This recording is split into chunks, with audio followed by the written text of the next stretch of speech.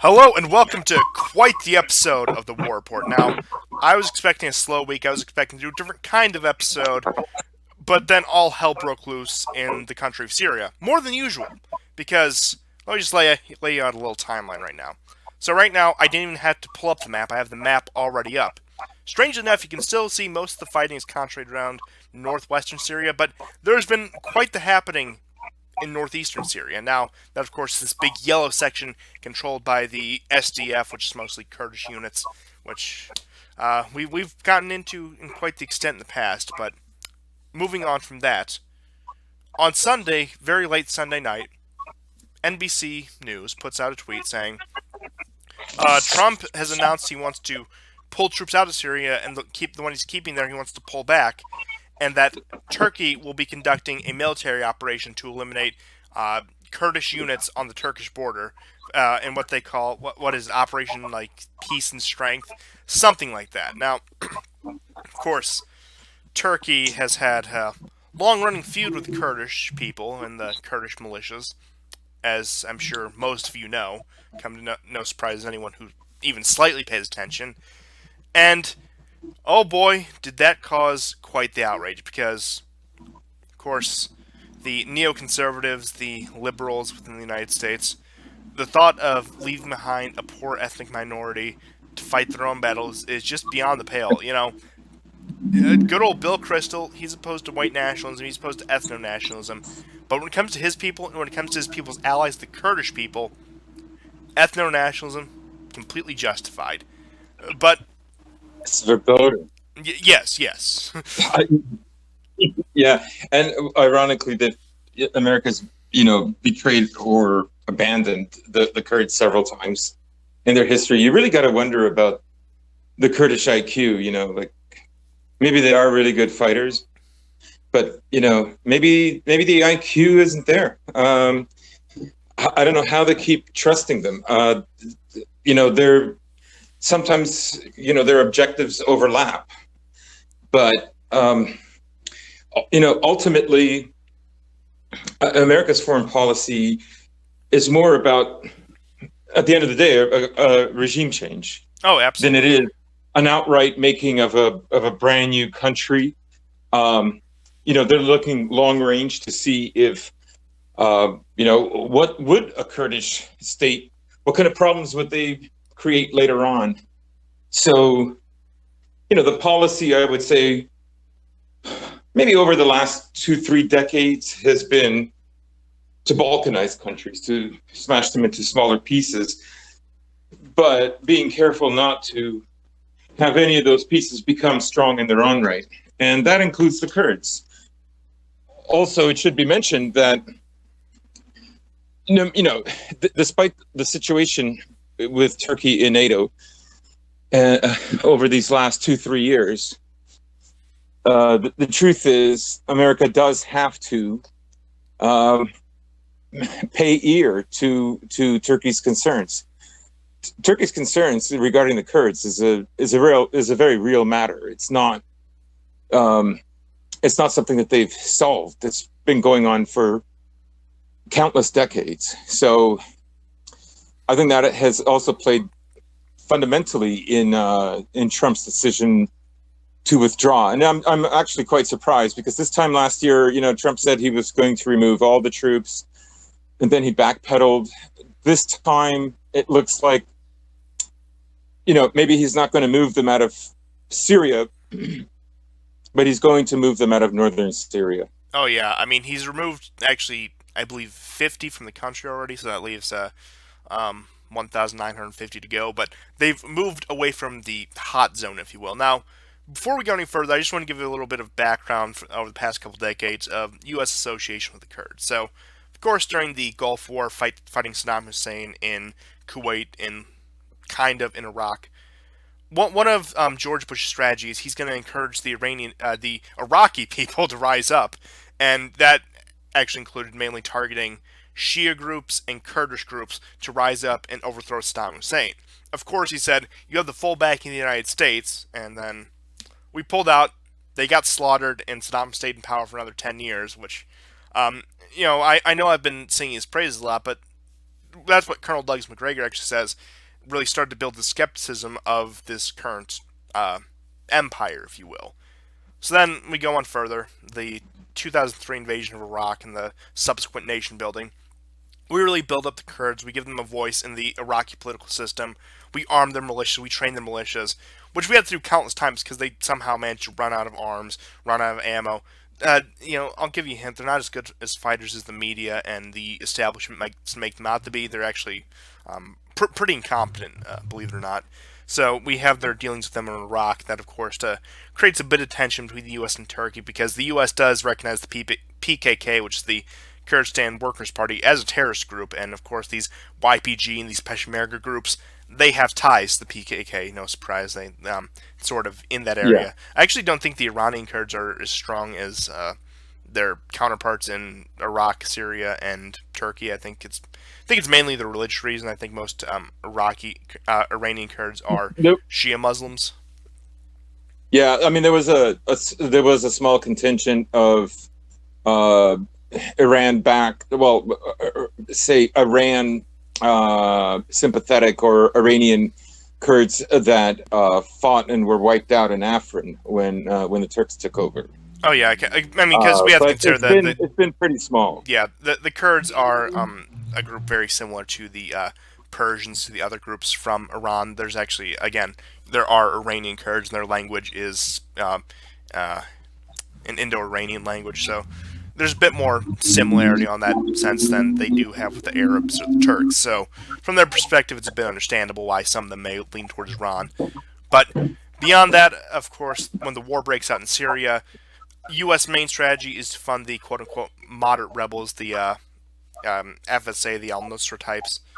And then after ISIS arises, we still don't cut funding for those under Obama, but Obama moves troops into northern Syria to cooperate with the Kurdish militias along with a few other countries. Once Trump gets into power, his main focus in Syria is actually more or less backing the Kurds. He cuts funding for the more Islamic groups and puts a lot of his weight behind the Kurds. Now, between his various threats to leave the country, his various threats to pull out or cut funding to X, Y, or Z group, the Kurds have been caught up in that, and they've been sort of the main U.S. pet project in Syria since 2017. With the rapid defeat of ISIS that Trump loves to brag about, the reason they control all this yellow right here is because of U.S. assistance, and we help them secure that. And keep in mind, the yellow area is controlled by the YPG, the SDF is now known. They say it's the Kurdish groups. Most people living there are Arabs. I think, it's mostly Arabs, and then the minority groups are the Assyrians and the Kurds, which I think there's actually about a comparable amount of. But the Kurds, despite being 2% of the population, I kid. But again, they're a minority group ruling over a majority group in northeastern Syria. Now, where that leads us is to the situation we are today. Of course, Turkey's pissed off.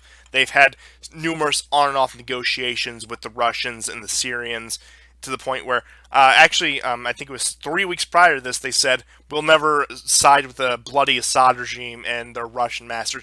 Some rhetorical drivel like that. But now, all of a sudden, you see them, now that Turkey's pushing in, oh, maybe we should make a deal with Damascus, which is something we've been saying for a while, something we actually said 2 weeks ago. It's like, it's Ankara or Damascus, make up your mind.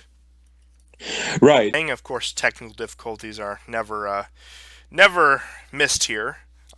Fortunately, post-show production can rectify those problems. But yeah, I was just explaining the U.S. history of the Kurds, and I believe you had some thoughts on that.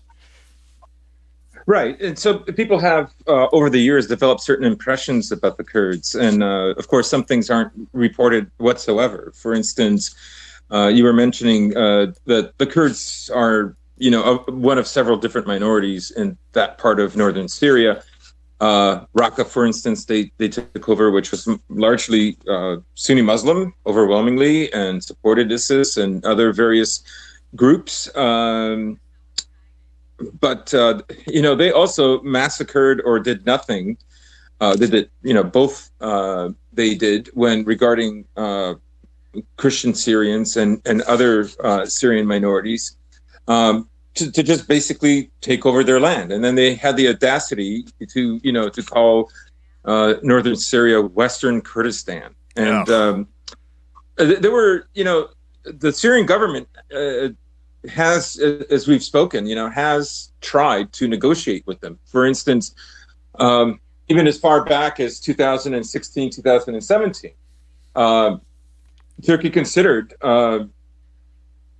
doing something like this. Even then, this is something that's been building up, and so the Syrian government offered the Kurds to man the posts, the stations along the Syrian-Turkish border that the Kurds had controlled, and the Kurds refused. Yeah, and one of the actual really good provisions was they wanted to consider the YPG service as a parallel to military service, because, I mean, of course, the war, there's still conscription in Syria. They were willing to consider the YPG a parallel military organization to the SAA. Right. So all kinds of concessions were in the making for them, but they also demanded that they would be an autonomous state within Syria, and that they would have their own military, as if this is something like, even if you take Turkey out of the picture, the truth is that's just untenable. That's a ridiculous proposal, right? Syria cannot have an autonomous state with its own military, its own language, developing and also controlling all the oil fields. I mean, that's ludicrous. And furthermore, a lot of that territory they acquired by pushing other groups and massacring other groups. Now, I know like there are Arab Christians and Muslim Arabs that have sided with the the Rojina or the Rovina? Yeah, Rojava or something like that. Yeah.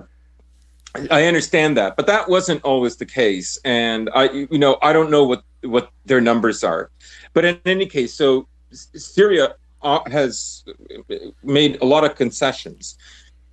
But the other thing that shouldn't be missed is every time that they were struck by the Turks prior to the last 2-3 days, Syria's anti-air missile defense system was not operating. And that was intentional because, the YPG would refuse to cooperate with the Syrian government. And so they said, well, especially when it came time to Afrin, well, we're not going to help you. Like you can't call northern Syria Western Kurdistan. This is untenable. Yeah, I mean, they made offers to go into Afrin. They made offers to go in all these places. And it's funny because you mentioned that a lot of these other groups sided with the SDF or YPG. I mean, when it comes to if you're a Christian, if you're a Yazidi, if you're a Shia Muslim, when it's between them and ISIS, the choice is pretty clear. But you look at most of these groups, you actually had like the Assyrian Christians, you had some of the Shia Muslims, some of the Yazidis saying, let the government forces in. Your role is done. You saw that very recently. I mean, granted, that's relying on translation and, of course, take everything with a grain of salt, but pretty much the only people who don't want Syrian government forces in that are part of the SDF, the coalition, the SDF, are the Kurdish groups. They're a minority, yet they represent the majority of the leadership of the SDF. Right. And so, they've been very opportunistic, and they've been counting an awful lot on what America would supposedly do for them. But America is withdrawing, and this is, I cannot get over just how incredible this is, because we should also mention that, Kurds in Iraq, of course, after the Iraq War, began selling their oil to Israel, so much so that it made up for 77% of all oil that Israel bought. And there were even attempts this year in the winter to negotiate with Turkey to create a corridor to ship oil from the Kurdish-held Syrian territory to Israel. I mean, it's just absurd, the absolute gall of it. Like, you've stolen the oil and you want to sell it to an enemy of the Syrian government, and you expect help. Yeah, I mean, I look to the point where they had to ship in oil from Russia and Iran. This is the first time I've heard of a Middle Eastern country that actually needed to ship an oil from I guess, say, a European country. The roles are reversed. It's blowing my mind here, but um, Right. it's been insane considering the fact like so many peace agreements have been made. Trump did not betray the Kurds. The Kurds betrayed themselves by rejecting the multiple offers they made, and they also betrayed all the other non-Kurdish groups who had pretty much no choice but to ally with them. Of course, when you have the American presence, when you have the what they rebranded to be the SDF, as I said before, it's like it's either between that or ISIS if you want to fight. So Right. take your pick. Or now we're with the more Turkish influence, especially in the past couple of days, we're seeing like the Syrian National Army and these other like FSA and these Islamic nationalist groups popping up. But those weren't there in 2014, 2015, 2016. They weren't there during the battle for Raqqa or any of these other places. Right. And there's a very rich irony happening with Turkey as well. I think everybody remembers when footage began to surface of this incredible caravan of trucks filled with oil streaming from Syria into Turkey. And, Erdogan's son was tied up with this and so on. And then, Russia began bombing these convoys, and people were elated because, of course, this was ISIS doing this. And that accounted for much of ISIS's capabilities because of the kind of wealth it generated. And at that time, Erdogan had placed its bets with the Americans, with the Saudis, and with the Israelis. And as it turned out, that was the wrong side. Now he's shifted just in time. And I think he sees who's likely to win this war. Also, some of these like more Al Qaeda affiliated groups, the former Free Syrian Army and so on, that were supported by the Turks and that at one time fought, say in some situations fought alongside the Kurds, or like fought the same enemy, if not alongside. These forces are now going to be used to fight against the Kurds as well. So it is a very ironic moment for the Kurds. The other thing is they are completely outnumbered, and they want to defend. Like, they have one line of defense, and that is the border. Well, you know what I saw people actually comparing this to, which made me want to put my head through a wall? People said that the Kurds are going to be the next Houthis.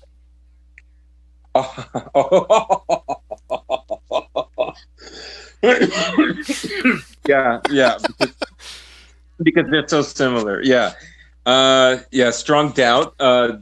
I'm sorry. Look, women. I love women. I respect women, but when half of your force is women fighters, you're not going to be the next Houthis. Right. Also, nobody is. Nobody in that region is interested in them being successful, except for maybe Saudi Arabia and Israel. Like, no one else cares, right? The Europeans can condemn them all they want, but I don't think Europe is in for a war. It's going to be a particularly delicious moment when I think sanctions are going to be placed on Turkey within the next few months, let's say in the next 6 months, right? Because this will deteriorate NATO. It's already deteriorated, obviously. But this will exacerbate it. I have no doubt that Trump will, if he thinks it's advantageous to him, to place sanctions on Turkey. He's done it before. Oh, yeah. But how much is he willing to tolerate? Because obviously, this move by Trump is, in a sense, is saying that the situation for America there is also untenable. Now, I will say this: Europe, I agree, is not willing to go to war with the Kurds, but I do think they will draw the line at Cyprus. I do think we'll see some problems. I doubt Turkey will try to expand further into Cyprus, but if they do, I think there actually will be problems. No, I agree. I think Turkey's going to be very realistic about this. Oh yeah, I I I think mean people are fear mongering, saying it's the second Ottoman Empire. Watch out, oh Cyprus. God, Watch it's out, so Greece. cringe. Watch out, Bulgaria. It's like no, Erdogan. Look, love him or hate him, he's an extremely pragmatic leader. He puts the interest of his people, of his nation first.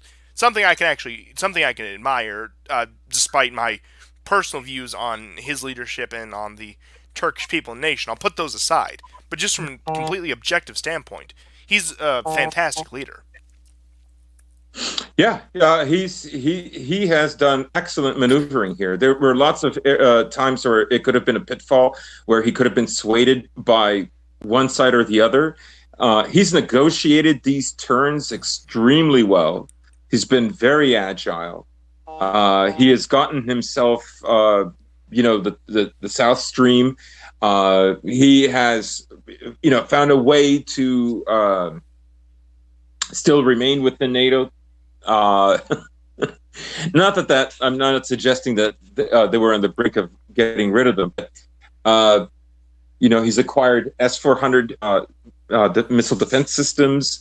It seems that they're not all that concerned about being out of the F-35 program, despite the millions upon millions that they were initially invested. Yeah, so he's done a really good job.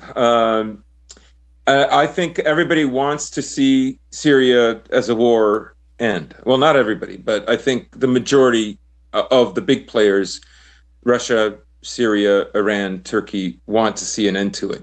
And let's not forget, that Turkey's, when it was presuming that America would win and Assad would be toppled, taking in 1.6, 1.8, 2 million Syrian refugees, many of them Kurds, by the way, was completely okay. Like in a year, the war will be over and so on. Well, now that's ballooned. So you have children born in refugee camps, and the population is 3.6 million. And of course, he made a threat to Europe. He says, basically, you condemn me. How dare you condemn me? He went full Greta on the whole thing, and said, "You like that?" So he went full Greta and said, "How dare you? I'll release 3.6 million refugees into Europe." I think him wanting them to return, and to initiate the rebuilding process already started, but to so I don't want to say initiate, but to move further along the rebuilding of Syria is a big deal. Europe should get off its moral high horse and look at pragmatically what's important, and that is 3 million more refugees, despite all the African migrants that are now have started pouring into beyond 2015 year levels in Italy and Spain. You can't have it both ways. You can't have you can't avoid the rise of populist nationalism and bring in millions and millions more. So I think Erdogan actually, like long range, pragmatically speaking, is someone that the West actually should support. It's in everybody's best interest for those people to go back to their homes, for Turkey not to be burdened. I mean, part of the reason Turkey is acting this way is because it's burdened. That's why maybe some of the decisions that it's made have been, have caught the ire of NATO and America and various, geopolitical think tanks, like the Atlantic Council and what have you. I think Erdogan is right to demand some respect in this situation. I would definitely agree. And as duplicitous as he is, he is right this time. Moving on from that, now that we have established more than enough of a background for the situation in Syria, what's been going on the ground the past few days has been probably the most action we've seen out of Syria since 2016. And I don't say that lightly. You have Turkey and their proxies, their pro-FSA proxies, moving into villages in northeastern Syria. Now, the goal is they say they want to establish a safe zone to outpour all these refugees, which I am inclined to believe them. I don't think they're going to derail the talks they have going with Russia and Iran just to get some land grab and take care of some Kurdish militias. I don't think that they would, cost benefit analysis sort of thing. Uh, Assad is locked and loaded, ready to go into eastern Syria as soon as Russia gives him the green light. As soon as Putin says, "Look, you do what you want in eastern Syria, don't hold back." And you can already see on the map if you look close enough. They don't control most of the oil fields, but they're gaining some oil fields back under their control. Iran has actually, I would say, taken this the worst out of everyone on the pro-Assad side. Currently, you have them issuing very strong threats to Turkey to cease their military operations, and they have also begun war games on the Iranian-Turkish border. So, Rouhani and the ruling class in Iran is not happy with these developments. It's understandable because even that much of a Turkish buffer zone does complicate Iranian plans in Syria in terms of funding Assad, funding pro-Shia groups, and all the way to Lebanon, their bigger feud with Israel. So I can understand why the Iranian leadership is upset in that regard. Russia has been relatively measured. They haven't said much. Now, I don't know if I believe these reports. Again, these are just reports. But two of them is apparently Putin and Erdogan had a very contentious phone call. And when Sergei Lavrov, the foreign minister, was told about these events, he was shocked by it. Now, I think the Russians, the Syrians, I think they had to have a contingency plan for this exact scenario. I would be surprised if they didn't. So I dispute some of those reports, but still interesting developments coming out all around. U.S. Congress is fuming. They passed an overwhelming sanctions bill. Trump's probably going to have no choice but to sign it. The media in the U.S. and the Western world is fuming, saying Trump betrayed the Kurds. We have to stand with the Kurdish people. Look at all these brave fighters. Look at this one soldier we found that actually supported the war effort who was in Syria. They're doing that routine, but so far, Turkey hasn't really gone beyond the zone that they said they were originally going to for Operation "quote unquote" Peace Spring, but Assad is chomping at the bit to go into Manji first off, which is actually where this blue dot is, where the concentration of U.S. forces was, and other northeastern Syrian villages. Almost to the point where you haven't heard anything about Idlib all week. That's how much it has died down there. And keep in mind, Turkey's a pretty big player when it comes to the fueling the crisis in Idlib, too. So, it also, one last thing I want to address about all this is, of course, the political class, the media class, needs to paint this somehow, this is Trump slandering to Putin. This is somehow a big win for Putin. Yeah, I'm sure he wanted this massive headache. I'm sure this is exactly what Putin wanted. He's only been trying to prevent a Turkish incursion into Syria for the past year and a half now. I'm sure he's getting exactly what he wants. And another play you got to watch out for. Now, currently, Israel doesn't have a formalized government, but assuming Netanyahu comes back into power, it looks like he may weasel his way back in there. Expect him to return back to 2018 levels of aggression against pro-Turkish targets, pro-Iranian targets, Syrian targets. Netanyahu is probably... all I can say is the entire Israeli class, whether it's Gantz, Netanyahu, any of their allies, they're probably feeling pretty uneasy right now. Yeah, I would agree, and they've been remarkably quiet. Part of that may be because they have no formalized government at the moment. But I think that's a good point. I mean, I can see why cat ladies and wine ants would presume that this is playing in the hands of Putin, right? I mean, we have some of the most stupid and irresponsible columnists who write all kinds of ridiculous half-truths and ignore all kinds of very negative history of the Kurds and why, like so many different groups in the Middle East, actually don't like them and even fear them. They're like a certain group, but not as intelligent. I can't put my finger on it, but they remind me of somebody else in the Middle East that is like that.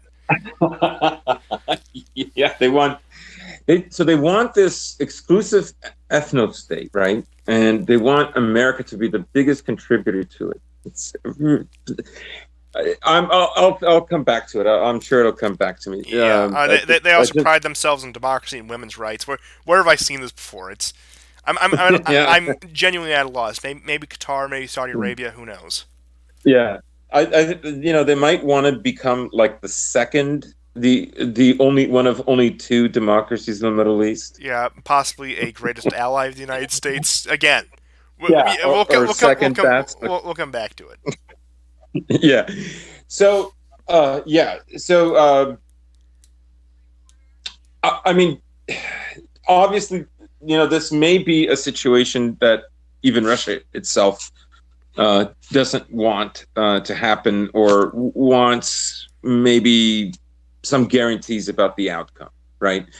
Um, I don't know how much stock I put into those reports that there were arguments. I can't, I don't have the proof that it didn't happen. It's possible. It's possible. It's some details that we're not aware of.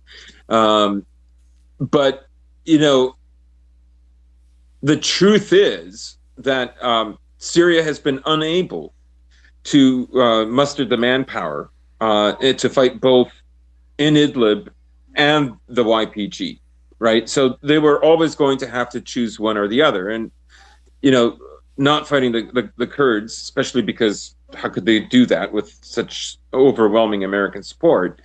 And of course, even the Russians didn't attempt it. So that leaves them a freer hand in Idlib. How far they can go? If Erdogan absolutely crushes the Kurds there, that is definitely, quote unquote, going to play in Russia's hands and in Assad's hands. So. Yeah, I mean, so maybe the future is going to be the Tsar and the Pasha. but to bolster your point, so long as the Kurds play this game of we're strong, independent warriors who can defend ourselves and not cooperate with the Syrian government, I know I sort of was just trashing the Kurds for their less than stellar fighting record, but even just that amount of support, even like if they were to fully cooperate with the Syrian government, that would be enough to at least form a united front to hold off a Turkish advance. But seeing as that's not going to happen, again, you made the point. Assad, Russia, they got to pick their battle. They want Idlib or they want northeastern Syria. So far, it looks like at least Syria's getting back some of the oil fields. So if that plays in their hands, we'll see how that goes. That could definitely bolster things. But the way it's looking now, I heard actually South Front, which I do put a bit more stock in than most media outlets, saying that there were fears that after this, Turkey may want to push further into actually Deir ez-Zor, which has become more or less a government stronghold after the defeat of the defeat of ISIS territory at least. So definitely, I don't. Yeah, I mean, I just don't see that happening. Primarily because that would upset Russia, and there's already too much cooperation, not just with the war, but economically between Russia and Turkey. Oh yeah, but I think there's a genuine concern. Like I don't think Assad's just playing that up. I think there's genuine concern that what if they take this further? What if they take this into the government-controlled area? Right. No, I agree, and it's still too early to tell what will happen. The Syrians and Turks have been exchanging fire just as early as last week or 2 weeks ago. We brought this up in that report. And so, it is possible. It's a very, very delicate situation right now. But what Erdogan has right now is the possibility of, I mean, he's never going to be a hero to the Europeans. But the truth is, let's say he establishes this corridor. Let's say that there is cooperation and a rebuilding. Let's say that that's not a bluff, that that's not just to get Deir ez-Zor. Let's say that happens, right? And the Kurds are, reduced even further. Let's not also forget that the Kurds lost somewhere close to 40% of their fighting force in Afrin. So they're very weak right now anyways. And they've been so for quite some time. Hence also why a lot of, several, no, I don't want to say a lot, but, you have stories of SJW warriors who go to fight on the side of the Kurds and so on. And Oh yes, the Antifa volunteers for the YPG. I think Vice yeah, ran a yeah, piece yeah, on that in like 2017. yeah. They're fighting all the fascists there. So they're taking the patriarchy down a notch or I two. remember when the conservatives were still really invested in the Kurdish movement. They tried to paint it like they were actually going to fight for ISIS. Like the amount of boomerism around this whole issue, this whole topic, this event, it's incredible. Like Twitter is flooded with like literally you have middle-aged women who are one sentence away from saying, "I'm a Kurd right now, and my president has abandoned me." I mean, Like you even have like as disparate as televangelist Pat Robertson saying that Trump is at risk of losing the mandate of heaven. the mandate of heaven. Oh I my didn't know God. Pat Robertson was Confucian. I didn't know he was a big supporter of the Zhao dynasty. But maybe like with all all this recent news about China, maybe that's the final piece of the puzzle that we've all been overlooking. I am not allowed evangelical ethnic Confucianism. Like I am not allowed. So yeah, you know, it's the outrage has been ridiculous, and again we're seeing the fault lines of these alliances, right? So. When so there's certain groups, of course, that if Syrian soldiers are getting killed by them, well, too bad, right? Like it's okay if ISIS attacks the Syrians and people loyal to the Syrian government, that's okay. But if they harm the Kurds, well, no, that's horrible, right? And that was America's policy, basically, right? Like. Even ISIS had to learn the lesson that we're going to use you the way we're going to fund you. Yes, we're going to help create you and sustain you, and so on and so on. And that's what essentially America has done with the Kurds. Yeah, Except, ISIS betrayed by Trump. I didn't see that one trending. mm-hmm. So, so you have all these these ridiculous, double standards. But ultimately, the Kurds they're not a nation. They have no sway. They're not an ally. They're just a people that can be used once in a while. They're barely more solidified than the various jihadis, extremists that America has employed, over the last 4 or 5 decades. So, now, they're up. My favorite description of the Kurds I've heard so far is they're like if the gypsies got a hold of stockpiles of Soviet weaponry from the 70s.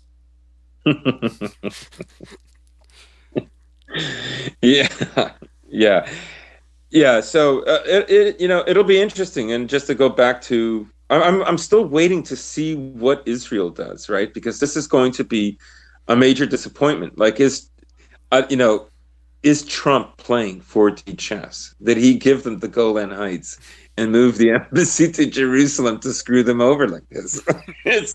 Is Trump secretly an anti-Semite? Oh boy, I can see those ones already. But in terms of Israel, insofar as that Iran is mad, I think Israel will be happy with the developments. But I think there'll be a newfound concern for Turkey. I think it honestly. I think Turkey wants that border that it shares with Syria, not just even in the Kurdish part. I think it's willing to bargain. Here's my projection.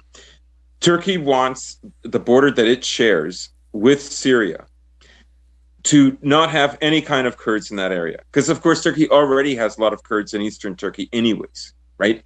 So it doesn't want any kind whatsoever on the Syrian border. I think it's even willing to negotiate with Russia and Syria for the Turkmen that are in Idlib. I think a deal will be struck in order that area never has like a strong pocket of Kurds. I'm glad that you brought that up, because one of the things I was going to say is this whole operation might just be a way to try to get a few bargaining chips for the next trilateral summit they have with the Russians and the Iranians. Because I mean, you look at, they had one of those, what, as recent as I think 2 weeks ago, back in September, but they have had these on a monthly or an every other month basis. And I doubt that, especially now, I doubt that Russia and Iran are going to call off these negotiations over something like this. They would be foolish to. Now, I don't think it's going to be warm as friendly as the last two have been, but I think there may be actual progress in that sense. You do make a good point. They may be willing to trade the Turkmen and the other groups they have backed in Idlib in northwestern Syria in exchange for what you could call a secure border with the Syrian government. Because Erdogan is, at this point, accepted Assad. I mean, he's beyond the point where the Assad must go, so I suppose he's renounced the curse. But I think you're onto something. Right. So I think, it's incomparable. Syria, first of all, doesn't have the kind of trouble with its Turkmen population in the way that Turkey has its problems with the Kurds. So they're not equivalent. They're not comparable. And the case that the Turkmen can make is not as strong, right? So I think that is a bargaining chip, right? Like, if I was Assad, for instance, I would begin working out deals for Idlib. There's going to have to be some kind of a break between the Turkmen in Idlib and the Arab, jihadis in Idlib. Like, if they can pry those two apart, right? If that happens, then what I'm suggesting has a very high degree of success, right? What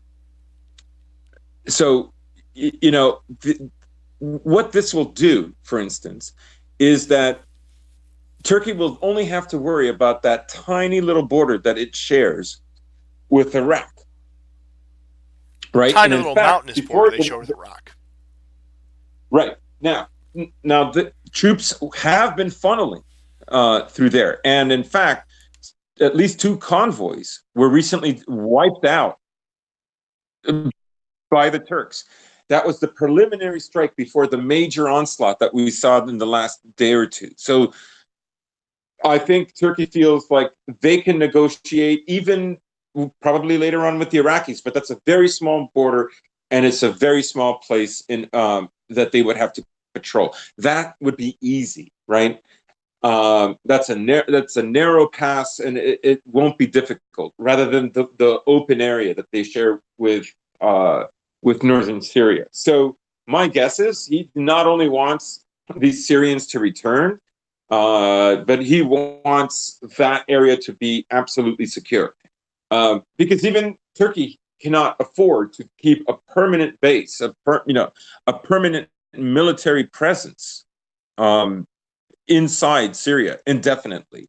Like, if America is having difficulty doing that, and then most certainly Turkey is as well, right? And at the moment, there's no clear-cut advantage. There's no huge advantage over it, right?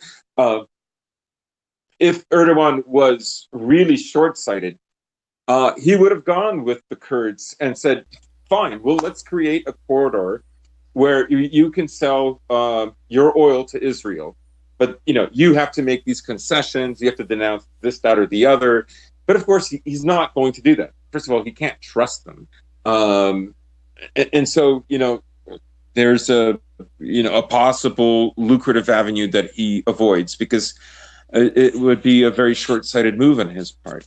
So that's my feeling, is that everybody I just think, whether it's the Syrians, the Russians, or the Turks, it's in all their interest to make sure that area doesn't have major Kurdish populations in that area. And I think there's a very strong possibility the Kurds, who are employing, this may change, it's a fluid situation, but who are employing a one-line defense out in the open. It's ludicrous. They have no tanks. They're outnumbered 6-1 with no air force. And I mean, so what happens in that situation? Well, you have what they call boilers or pockets. They're going to get surrounded, Oh yeah, and they're going to I get mean, surrounded out in the open. So they haven't even been smart enough to go into the cities. Partly because cities like Raqqa won't defend them anyways, oh yeah, and because the population is against them. what people are overlooking is they are not the Viet Cong, they are not the Mujahideen, they are not the Houthis, they are not any of these successful guerrilla groups. They're anything but, as a matter of fact. Right. And even the potential for that to happen, well, it's over. Like if America had stayed and increased support, right? Yeah, okay, maybe I can believe it. But they've withdrawn. It doesn't bringing up some other, you know, small military group that fought and defeated the giant is pointless at this point because they don't have their own giant supporting them. Oh, not at all. I mean, the giant they had somewhat supporting them, again, has left them high and dry, and the moderately sized giant that offered to help them, they completely rejected. Yeah, So, yeah. So uh, yeah, so, if anybody could have put some screws against Turkey, it could have been Russia. And they weren't willing to do that. They've made their own bed. yeah, I mean, And Russia has offered this several times, as early as 2017, saying, oh, the Kurds need a place in negotiation. We need to draft up a new Syrian constitution that takes the Kurds in consideration. Russia has been pushing. Look, I mean, Russia and Syria are great allies, but even with your greatest of allies, you still need some wedge against them. You still need some pressure against them. If Russia could conceivably create an autonomous Kurdish area in Syria, it would play that against the Syrian government. It would give Russia leverage. They could play them off each other, and they could get more out of Syria than what they wanted. So I'm not saying the Russians had like some great noble intention, but point being is, they still made an offer to the Kurds, an offer that they would have an interest in upholding. right. And I mean, what really resonates about the Kurds as everything comes to a head over these last, especially these last 3-4 years, is just the level of arrogance. The level of hubris, and they would never have been like this if it didn't have American support. And you see this kind of thing also with other like small populations that America upholds and supports, and they're filled with all kinds of bluster. Wait, that one? Is America, that one? my best friend. Yeah, is that one greatest ally we were talking about earlier that we still can't think of? That's one of them, but I was thinking a group, a population in the Balkans. Oh. Yeah, but they're also into the sex slave trade. So I understand how it could be confused. Yeah. It's not a real country, right? Most people wouldn't call it a real country, right? Yeah, it's not. Oh, really that one. Part of a greater project for possibly a country that's neighboring it, but that's beside the point. Oh yeah, but honestly, the Syria thing sort of took me out of left field. I was not expecting this. I know Trump had his growing frustrations. I knew with Bolton out, there might be some room to work with it, but I didn't expect this much outrage around it. I didn't expect Turkey to be playing this much of a role and causing this much outrage. I think the most amazing thing is that in all of this, Iran has been completely pushed out of the media cycle. Yeah, very much so. Like, I mean, in a way, I just hope I hope it gives them a free hand. Just look the way I hope it gives Syria and Russia a free hand in Idlib. It's taken a lot of attention away. Yeah, I agree with you. It's completely dropped off. The outreach too. A lot of this is, I think, on a subconscious level. I think it kind of indicates, a decline. I think Westerners who are most outraged, the burgers and the boomers, I think maybe they sense, like, I mean, they'll take everything else. They will tolerate everything else, but this seems like a decline of power. Oh yeah, I mean they'll tolerate like And a the decline of the collapse leadership. of their community, mass migration, the Yeah, opioid epidemic. But when imperial power starts to decline on the world stage, that's when they get concerned.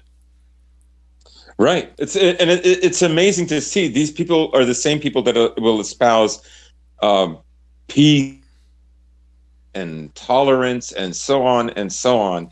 Uh, and they'll have a completely one-sided, very narrow view of this particular group, because ultimately this group is connected directly with Western civilization and power, and abandoning them is it's very much like a battle has taken place and the king leaves his troops. I think for a lot of them, they feel this way, and I think especially for New York, some of the writers in the New York Times and cat ladies and so on. Like I say, they feel abandoned. It's like they've become the Kurds. Because with these people. Well, they honestly believe Putin is controlling America right now. I don't know. Maybe your French is better than mine. Je suis Kurdistan? Oh, boy. Hello? Hello? So, sorry, you cut out. Well, yep. As I said for the audience, that they'll be able to hear it, just a recording thing. But I was saying perhaps the New York Times, you look, you're Canadian, your French may be better than mine, but perhaps they'll bring up the Je suis Kurdistan? Yeah. Yeah. In the Canadian press, of course, they've condemned America for abandoning the Kurds and so on. Yeah, I can't believe Marshal Trudeau is going to confront Sultan Tayyip. It's a battle for the ages. No. Crush him, Paşa. Just drag him. It's like, hello, Gallipoli 2? Yeah. It's just so pathetic. I mean, we're such a know-nothing country, right? Like, the only thing we do. Go on. Yeah, the only thing we do is inspire like some of the most whacked out like boomer lefties in America. Like that's it. Yeah. That's what we are. Like I completely forgot until now. You guys got an election coming up, and frankly, just a glorified election for a state governor in the U.S. That's all it is. Yeah, pretty much. I've been thinking about spoiling my vote, but I voted last year, and it's now impossible to spoil your vote because we no longer have the curtains. We have these cardboard boxes, these very, very narrow cardboard boxes that are just above a desk, and so you have to put your hands inside one of these and tick off which one you choose, and then like the paper comes with this little folder that folds together, and but all eyes are on you, right? Like, I wanted to spoil my vote last year with a great tweet by King Henry II, and he's gone now, but God rest his soul. And that was a hilarious account. So I was going to write, when they figure out how to make sex robots that choke women, men are finished.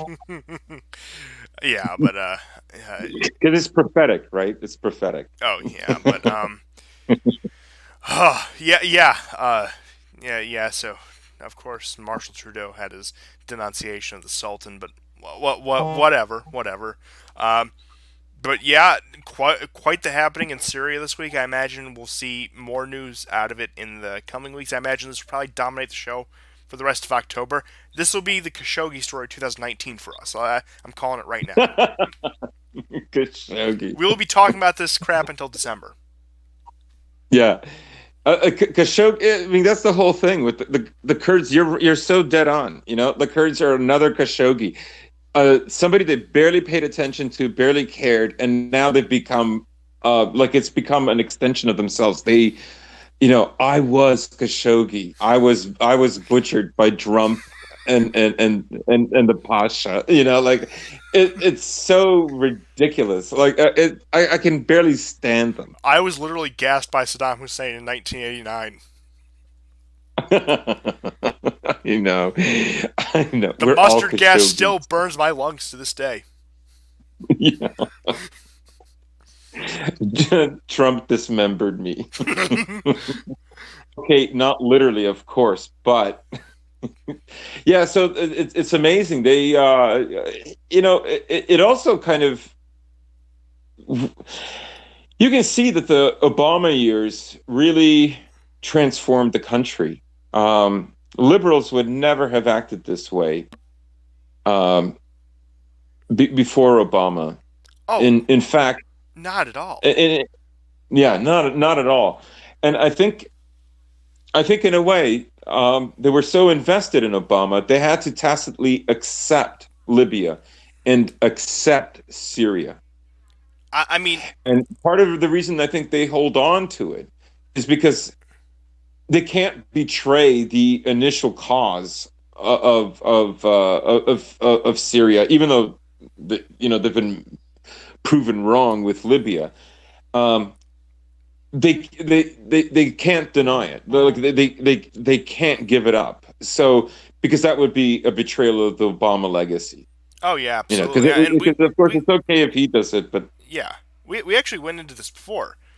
Barack Obama was the ideal imperial figurehead, the ideal face of this empire they were looking to build.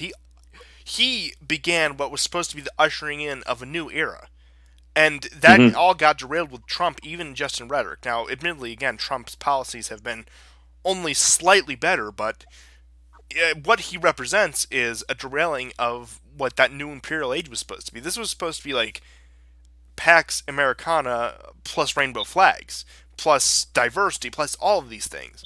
And then you have this dumb boomer celebrity billionaire come in, says the right offensive things, and that all just goes up in flames. Yeah, it's like he shat on them. Like honestly, that's what he did.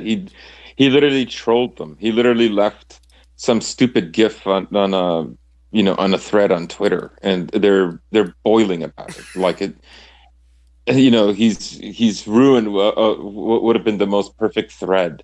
It very much is that way. And it's still ironic that they see themselves as being outside of the center of power, but in every single way act as if they are the power, that they are the establishment, right? What do they accuse Trump of? Well, they accuse him of disobeying the establishment and the so-called history of the modern United States, especially post-Soviet Union, right? It's why they have stupid photo opportunities with George Bush Jr. and the generous, sitting together and watching a ball game, right? Like that's it. Like that's the horseshoe, right?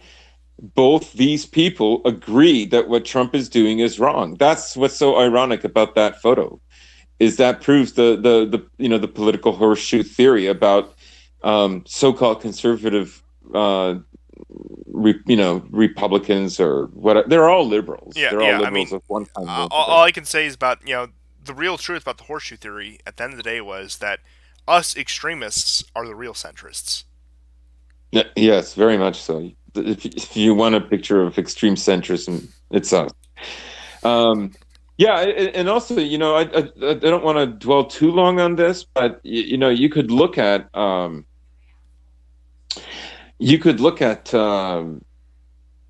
some of the articles that are being written that this is going to destroy Trump. His base will not support him. It's like his base, newsflash, is not George Bush Jr.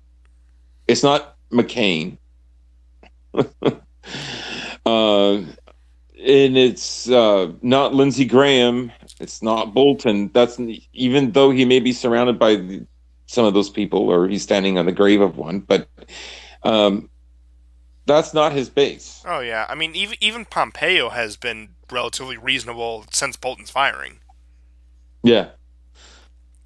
Yeah. So I still find it. I don't know what it is. I mean, I should get over it, but I still find it remarkable how much these same people that will go on and on about climate change and so on and so on are so invested in this war and ignoring all the contradictions. They'll support the white helmets are heroes, and anybody who doesn't say that they're heroes is a fascist. Like it's mind-boggling to me. And so like they act like the establishment and then say that they're being rebels.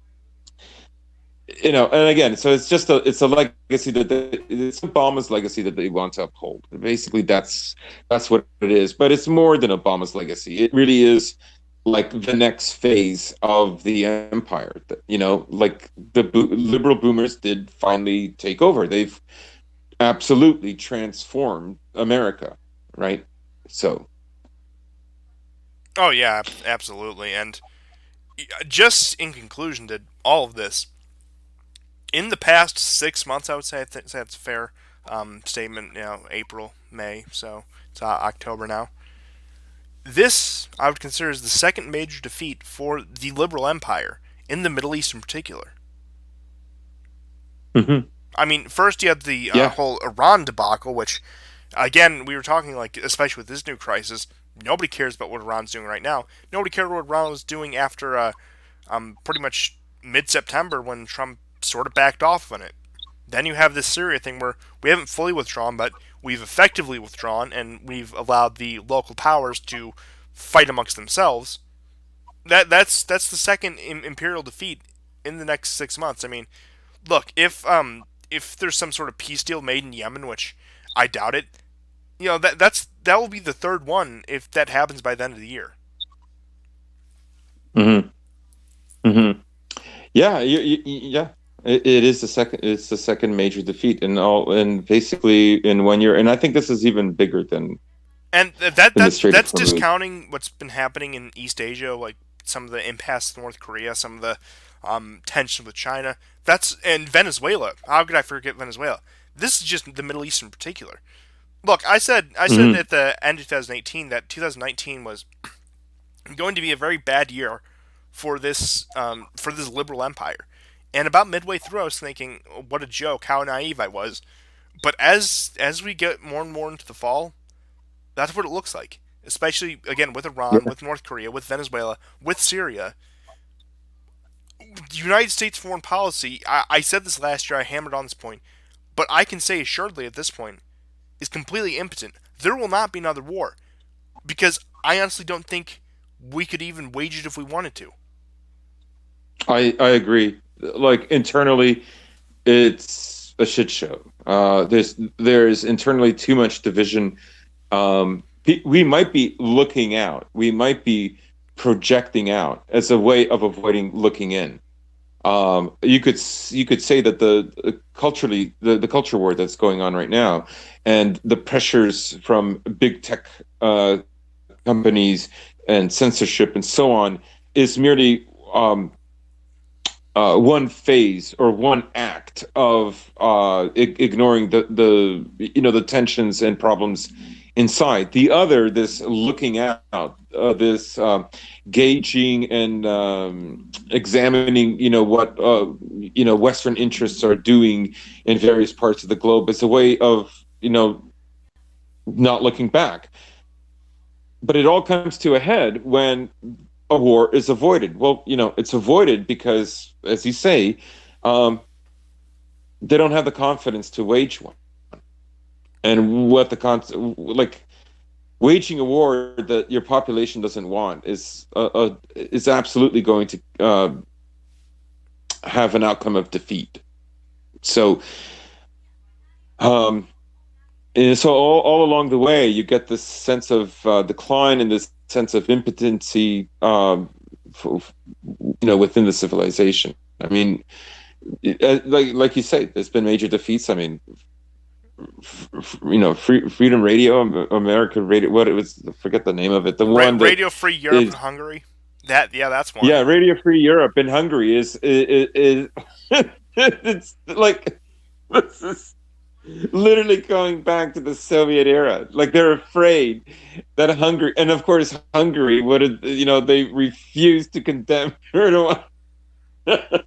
They refused to condemn Erdogan in the EU. Oh my God, they vetoed. That was brilliant, Yeah, brilliant. not to get off on too much of a tangent, but you see the U.S. grip tightening on Poland because that is one of the few imperial bastions that we still have a solid grip on, and we're going to hold on to it for dear life. I mean, again, like Yeah. Latin America, people expected Bolsonaro to be complacent. Look, I've had my problems with Bolsonaro so far. I don't think he's a terrible leader, but considering the fact he said, no, we're not getting involved in Venezuela, that's an imperial defeat in and of itself, on top of just the general defeat in Venezuela. Um, the whole U.S. inaction on Hong Kong, just sort of sitting by, actually trying to use it as a bargaining chip in the trade deal, that's more or less. I mean, like you have the most western city in East Asia being pretty much just steamrolled right now. You have all these other various conflicts we've listed, and yeah, like, and on top of that, you have what's happening with Russia. You have the populists in Europe now. On the face, how much they might love and respect Trump, on an ideological level, on like a realistic level, these people are nothing like Trump. Orban is nothing like Trump. Salvini is nothing like Trump. Even the Polish leadership is nothing like Trump, despite their cooperation with him. So Mhm. yeah, and all I can say is like, and it's funny just also contrasting this with Hillary's tweet saying, "Oh, I better not get involved in people speculating about Hillary running." It's like, even if she did run at this point, even if she was in the helm, I don't think she would have the political capital. I don't think the empire as a whole would have the political capital for her to go to war with the entire Shia crescent like she fantasizes about every night. Very good point. She would have, I think, the support of elites and the best educated of the middle class. I definitely see that. Like, if she won and announced that she was going to go into Syria, I think there would be actually a strong contingent that would support her. She would have, but again, the division within is too great. Yeah, Um, I you know, honestly, ironically enough, think just because they have more of a view of the realities of things, not that saying they're too competent or anything, but I think she would see the most pushback from the Pentagon and State Department on that. That's a good point. And I guess the moment has passed. People have speculated that, why is Trump hated? Besides, you know, his campaign being, heretical to neoliberalism, or this latest phase of neoliberalism. Besides that, people have speculated that, there's a war that he's not waging, that he should have been waging, that Hillary would have. And yeah, you could say that 2016 was maybe the last year where that was possible. I would go as far as April 2017 when Trump only took limited action in Syria, it was game over from Yeah, there. yeah, that was a bluff. Yeah, I mean, what, That was a 59 bluff. cruise missiles at an empty airfield? Yeah, Yeah, like people on you our could side. look at him moving. Yeah, I mean, I Yeah, you freaked could out look at about that, him. but whatever. Mhm. You could look at him moving the embassy to Jerusalem as throwing Starburst candy at Merkel. That old gem. Here, knock yourself out. Because ultimately, Israel doesn't want to fight Syria, isn't willing to fight Syria. you know, like after being defeated by Hezbollah in Lebanon, they're not going to do it. So, yeah, I think the moment has passed. The moment has passed. Now, all I have to say in closing is, whether by some grand 4D chess strategy, whether by sheer incompetence, or whether just by the circumstances of the empire itself, Donald Trump, despite what you may think of him, you may love him, you may hate him on a personal level, on a political level, he pulled that last little brick out of the Jenga tower, and it is tumbling down, for better and for worse. That's all I have to say for this Yeah. week. I imagine we'll be talking about the subject much, much more. If you have any closing thoughts, I'll allow it, but I'm going to wind the show down. No, that's. I think you said it perfectly. So thank you everyone for tuning in to this week's episode of the War Report. It was one of the heavier ones. We did a lot of content heavy, one subject focusing on. Rarely do we ever do that, but we'll see you guys next week, hopefully, and goodbye. Goodbye.